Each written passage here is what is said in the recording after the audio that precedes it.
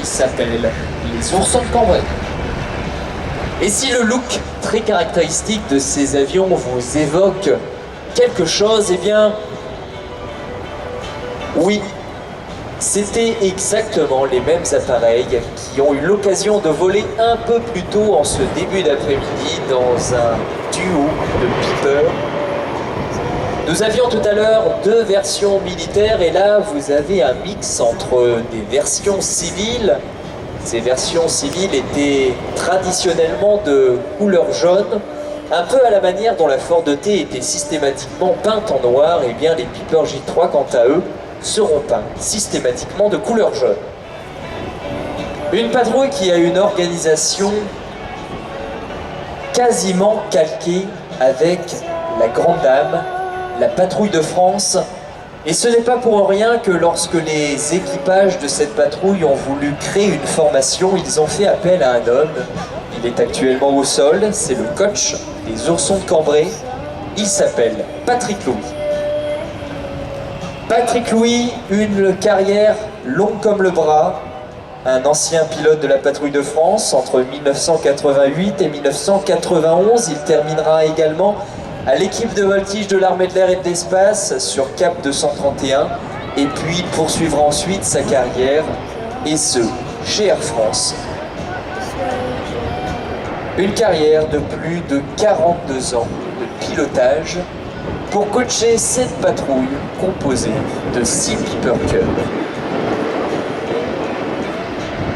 Et vous pouvez apprécier aujourd'hui dans le ciel de mots des aviateurs qui sont en train de se batailler aux commandes parce que ces aéronefs sont simplement motorisés par 65 chevaux, 90 chevaux pour certaines versions. Il faut donc imaginer que le vent agit comme un bras invisible sur ces machines, et lorsqu'on se retrouve avec un vent qui vous pousse, eh bien, on dérive un peu à la manière d'un bateau qui se fait pousser par les flots. Eh bien, c'est exactement le même phénomène qui se déroule, et ce, une fois en vol. Et face à ce vent, très peu de motorisation pour contrer tous ces effets. Il faut donc une précision millimétrique, et ce, pour garder sa place dans la formation.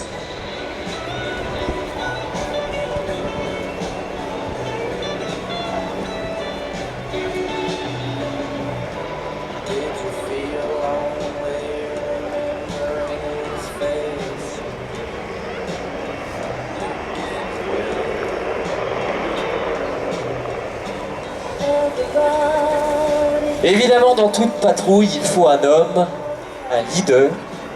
Et ce leader, c'est lui qui, de sa voix, va guider ses équipiers qui volent à seulement 2 mètres de lui. Et ses équipiers, ils volent également à 2 mètres les uns des autres. Le leader de la patrouille, il s'appelle Albert Passager. Dans la vie de tous les jours, il est formateur au sein d'une compagnie aérienne qui s'appelle ASL Airlines. Et son plaisir à lui, eh bien, c'est de perdre terre avec cet avion, et ce, les week-ends, mais également à l'occasion de meetings aériens. Et c'est pas pour rien que si vous allez sur l'aérodrome de Cambrai, eh bien, vous verrez voler très régulièrement cette patrouille. Patrouille qui participe d'ailleurs au meeting aérien biannuel qui est organisé par monsieur Philippe Passé.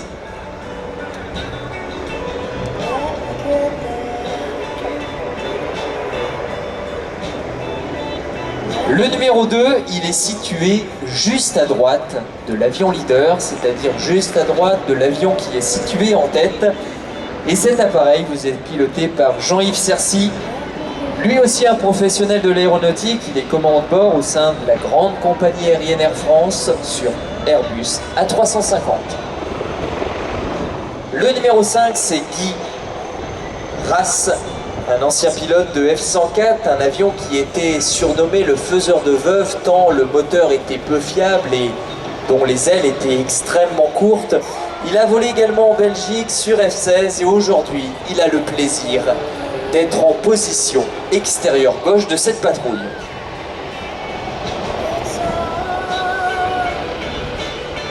Et puis enfin, le numéro 6, C'est un homme qui dans la vie de tous les jours est militaire, il n'est absolument pas pilote professionnel, il est simplement pilote privé et son plaisir à lui c'est aussi de prendre un peu de hauteur sur notre planète pour découvrir les joies de la troisième dimension.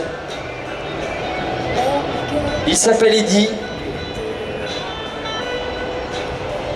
et lorsqu'il n'est pas dans les rangs de son régiment au sein de l'armée de terre, eh bien il est aux commandes de ces avions de collection qu'il affectionne tant.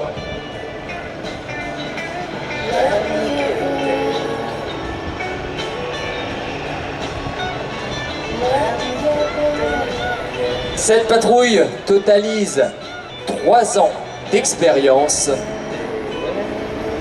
et vous réalise aujourd'hui une démonstration extrêmement coolée et extrêmement gracieuse à la manière de ce qu'est cet avion. Un avion qui a véritablement popularisé l'aéronautique, que ce soit aux États-Unis mais également en France, puisque ces appareils, à l'issue de la Seconde Guerre mondiale, on en comptait des centaines et des centaines dans les hangars, c'était des surplus militaires.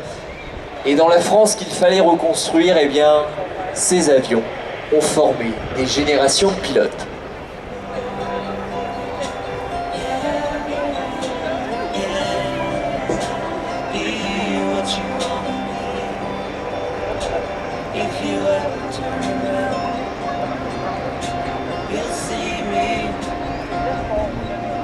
Et à bord du Piper J3, il y a des verrières qui, lorsque la météo est clémente, eh bien ces verrières, on peut les ouvrir. Et je peux vous assurer que, à quelques centaines de mètres au-dessus du sol, il vous voit parfaitement. Alors vous pouvez lever les mains en l'air, et tandis qu'il nous gratifie d'un véritable break tactique, c'est la manière dont les pilotes militaires rejoignent le circuit d'aérodrome, et ce afin de casser la vitesse et revenir se poser. Mesdames, Messieurs, c'était la patrouille Les Oursons de Cambrai qui ont été particulièrement fiers de vous présenter aujourd'hui leur savoir-faire